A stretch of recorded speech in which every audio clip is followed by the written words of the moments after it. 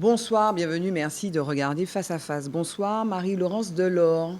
Oui, bonsoir Madame Barbara Chainly et bonsoir à toutes celles et tous ceux qui nous écoutent ce soir. Là, vous êtes en campagne, là, vous êtes en train de regarder la caméra de face. Ça va? Oui, ça va. Merci, Oui. merci. Vous êtes déjà en campagne, Marie-Laurence Delors. Oui, je suis en campagne. Oui, c'est vrai. C'est vrai que je vais présenter ma candidature le samedi 10 à 10h à l'étang Abricot. Donc, vous avez les bons réflexes, vous regardez la caméra en face. Mais on est en face à face. J'ai des questions à vous poser pendant 12 minutes. En tout cas, merci d'être venu sur ce plateau. Je vous avais reçu il y a quelques semaines, même quelques mois. Et donc, il y avait quelque chose en l'air, mais ça n'était pas encore bien dessiné. Vous êtes à la tête d'une liste qui s'appelle Entente citoyenne. Vous allez vous présenter donc, à l'élection municipale des 15 et 22 mars 2026 à Fort-de-France. Oui. C'est quoi l'entente citoyenne? L'entente citoyenne, il y a deux mots. J'aimerais bien discuter et expliciter ces deux termes. Une entente, ce n'est pas une alliance de partis. L'entente, ce n'est pas quelque chose qui est faible. Parce qu'une entente, ça se construit avec courage, détermination. Et rajouter la citoyenneté, c'est donner toute la puissance de la société civile. J'entends par société civile à la fois les associations qui luttent sans moyens, très souvent, et sans accompagnement, qui luttent et qui gèrent le quotidien de la ville de Fort-de-France. Il fallait donner la parole à cette société civile qui a des idées, qui a des projets. Alors, les gens disent ça quand ils se présentent. Il faut donner la parole à la société civile, il faut faire des ateliers, la société civile, la citoyenneté. À quel moment vous avez donné la parole à la société civile pour savoir que vous vouliez faire cette entente? Parce que ça soit une démarche ou une méthode après, une fois que vous êtes élu, on peut l'entendre. Et après, on a à vous interroger sur précisément ce que vous allez mettre en place. Mais comment, parce que les candidats disent, on m'a demandé de me présenter, j'ai fait l'entente. Comment vous avez organisé finalement cette consultation pour dire qu'il faut y aller avec des gens de la société civile? D'abord, ce qu'il faut bien dire, c'est que quand on a été élu, comme je l'ai été pendant 6 ans, dans l'opposition à la ville de Fort-de-France, j'ai assumé pendant les 6 ans, 77 réunions. Et donc, ça m'a permis d'être en contact avec la population. C'était de 2014 à 2020. À 2020. Et de 2020 à aujourd'hui, j'ai été on va dire, une animatrice de l'analyse de la situation politique. C'est vrai qu'on vous a vu à maintes reprises ces dernières années donner votre point de vue. Vous êtes professeur de philosophie à la retraite et vous êtes une citoyenne engagée. Alors des fois, vous signez des tribunes très virulentes, ne craignant pas d'ailleurs de mettre les gens à dos, de vous mettre les gens à dos, notamment sur les violences. Vous êtes sur l'éducation. Mais revenons un instant sur entente versus alliance. Vous évoquez le fait que vous avez été dans l'opposition de 2014 à 2020. Vous étiez avec un groupe, pour le coup. C'était une entente ou une alliance? Faut que ça a changé? C'était une alliance. Alors, vous étiez à l'époque avec Francis Carole. Avec le MIM, avec le PC. Oui, tout à fait. Francis Carole se retrouve aujourd'hui allié avec la Fédération sociale, avec Béatrice Bellé. Qu'est-ce qui vous distingue aujourd'hui de Francis Carole? Pourquoi vous n'êtes plus avec lui? D'abord, je ne me distingue pas de ceci ou de celui-là. Chaque candidat est légitime à se présenter aux élections municipales de Fort-de-France. Non, mais qu'est-ce qui vous distingue de Francis Carole aujourd'hui? Qu'est-ce qu'il y a de nouveau? Ce qu'il y a de nouveau dans ma candidature, c'est qu'elle s'adresse véritablement aux 75% de gens qui ne votent pas. On ne peut pas se satisfaire de 25% de participation aux élections municipales de Fort-de-France. Faisons un point, effectivement, de faits et chiffres. Donc, 2020, alors, il y avait le Covid, quand même, en plein Covid. 25% de participation. 2014, 41%. 2008, 44%. Et 2001, 55% de participation. Donc, ça n'a pas arrêté de baisser. Il y a vraiment, on peut dire, des électeurs qui sont orphelins et assoiffés d'une nouvelle offre politique. Est-ce qu'il y a encore un sens à la politique? Quel est le sens de la politique? Le sens de la politique aujourd'hui, c'est de gérer réellement le quotidien des Martiniquais. C'est le cas aujourd'hui. Dit, non, c'est pas le cas. Là, par exemple, aujourd'hui, en revenant, là, j'ai vu qu'il y avait l'autorité unique de l'eau. Ça y est, c'est parti. C'est la vie quotidienne des gens, ça, non? Non, mais je dirais qu'à partir du moment où les gens ne peuvent pas se déplacer parce qu'il n'y a pas les moyens de transport mais c'est pas la mairie, ça. C'est pas Fort-de-France, mais ça. c'est aussi, la mairie a son mot à dire. À la CACEM?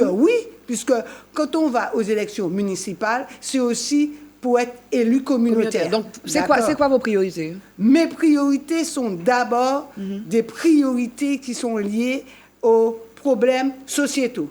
Lesquels? Autrement dit, la sécurité.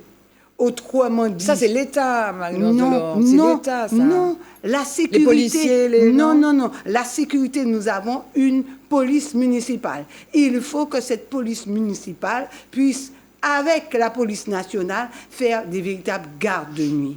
D'accord? Parce que cette police municipale a des connaissances du terrain. Et ça, c'est important de le souligner. Le maire, dans ses attributions, est officier de police aussi. Et donc, il faut jouer au maximum le maillage entre Donc, c'est ça la première des priorités, c'est ça? Là, ça. Oui. Et on ne peut gérer la sécurité que si aussi, parce que la sécurité est liée à une diversité de formes de violence, il faut mettre l'accent sur l'éducation. Oui. Aujourd'hui, les gens se plaignent. Mais quelle forme? Attendez, excuse-moi, on s'arrête 2 secondes. Oui. On n'a pas beaucoup de temps, mais bon, arrêtons-nous 2 secondes. Vous êtes enseignante, professeure de philosophie à la retraite. C'est facile à dire. Mettre l'accent sur l'éducation. Qu'est-ce que vous faites? Plus de parentalité, vous accompagnez les familles? Parce que le problème de la violence, certains vous disent que c'est aussi un problème économique aussi. Oui, le problème de la violence, c'est aussi un problème économique, mais c'est aussi un problème éducationnel. Alors, comment vous faites? À la mairie, quels moyens vous avez pour quel est le moyen? Ça? On a 9 crèches à la mairie de Fort-de-France qui... On a besoin de projets. Il y a bien des projets, mais il faut les réaliser totalement. On a la plage méridienne, d'accord? C'est le moment de déjeuner. Voilà. Et on a les garderies, assumées par des associations avec peu de moyens. D'accord. Donc, c'est possible. On peut juger qu'il y a 4 à 5 heures qui sont occupés par ces personnels. Bon, là, c'est vrai que la mairie est sortie du rouge, là, donc vous mettez de l'argent sur ça. Oui, il faut mettre de l'argent sur ça. Oui. Pourquoi? Parce que les familles, très souvent, ont besoin d'être accompagnées. Oui. Et particulièrement, je dirais, les familles qui doivent gérer à la fois des personnes dans l'addiction, des personnes qui ont des difficultés de l'emploi, il faut remettre du lien. Précisément, alors, avec quels moyens, quelle vision vous avez? Parce que vous êtes maire, alors si vous êtes élu, donc vous êtes maire, vous êtes à la tête de... Donc il y a un budget, il y a des gens... vous déployez, donc vous avez parlé des policiers municipaux, vous embauchez des gens ou bien vous redéployez les gens? Qu'est-ce que vous faites? Parce qu'il y a une vraie question de ressources humaines. Oui, il faut mettre les bonnes personnes à la bonne place. Oui, mais ça, c'est théorique. Oui, c'est pas théorique seulement. Il faut réellement regarder le tableau d'emploi. D'accord. D'accord. Donc, c'est pas une question théorique, c'est une question pratique. D'accord. Ça va prendre le temps que ça prendra, mais il faut que les gens puissent développer leurs propres compétences. Oui. Et ça, il y a des compétences à la mairie de Fort-de-France. Des gens qui sont en capacité et qui sont déjà prêts à faire on va dire, des projets et qui les font. Et vous parliez tout à l'heure donc vous dites vie quotidienne, vous serez la candidate de la vie quotidienne, mais tout le monde est candidat de la vie quotidienne. Non. Donc vos priorités, c'est sécurité, éducation. Sécurité, éducation, santé, assainissement. On va dire que, par exemple, on parle de santé, alors que la première ressource, c'est l'eau. On n'a pas de problème d'eau de façon générale on n'a pas de problème en Martinique. C'est un problème de gestion. Oui, c'est une question de gestion. Vous êtes pour l'autorité unique de l'eau? Tout à fait, tout à fait. Pourquoi? C'est une garantie que ça va mieux se passer? À condition, il faut fixer les conditions. À condition de remettre aux normes, toutes les stations d'épuration. D'accord. C'est ça. Il faut fixer des priorités. Pour que ça puisse fonctionner, il faut commencer par remettre le réseau. Donc vous faites vraiment le lien, vous, avec mairie, mais mairie CACEM, quoi. Oui, mairie CACEM, parce que quand on regarde, très souvent, pendant toutes les mandatures, comme on laisse penser que la CACEM, c'est pas important. Or, c'est excessivement important. J'ai une question politique, là. Si vous êtes élu, vous faites partie du Congrès. Comment vous voyez ce qui est en train de se passer, évolution institutionnelle, les travaux? Alors, je l'ai déjà dit, Aujourd'hui, il ne faut pas inverser les priorités. Les priorités aujourd'hui, c'est la satisfaction des besoins fondamentaux de la population. Oui. On a un certain nombre de compétences qu'il faut pouvoir utiliser à 100%. Oui. S'il manque de moyens, se mobiliser. Toute la classe politique se mobilise pour cela. Oui. On ne pourra sortir pour vous, l'évolution institutionnelle, c'est pas de l'impasse. Non, c'est pas la priorité. Non, c'est pas la priorité. La priorité, c'est justement régler le quotidien des Martiniquais. Le quotidien des Martiniquais, on sait ce que c'est. Okay. Avant l'émission, avant le générique, je vous ai demandé ce qu'il fallait vous souhaiter pour cette nouvelle année. Vous m'avez dit courage. Pourquoi? Oui, courage. Pourquoi j'ai dit courage? Parce qu'on est trop défaitiste. Oui. Il faut le monde courage, ne vous fait pas peur. De l'optimisme. Oui. Je ne peux pas être une enseignante, je ne peux pas être mère de famille si je n'ai pas de l'optimisme. Oui. On ne peut régler le problème collectivement que si on a de la gratitude vis-à-vis de la vie et si on a de la bienveillance. Votre liste est complète, là? Votre liste est complétée? Non, elle n'est pas complète. Et vous avez l'entente. Est-ce que vous avez des ententes? Parce que les autres, on a parlé de Francis Carole, il est avec Béatrice Bellé. Il y a aussi elle est en cours. Steve Moreau avec PLP, avec Monsieur Petitot. Vous êtes avec qui? Je suis avec les citoyens qui viennent régulièrement nous voir et qui nous font des propositions, des propositions pour le programme et aussi des propositions sur la liste.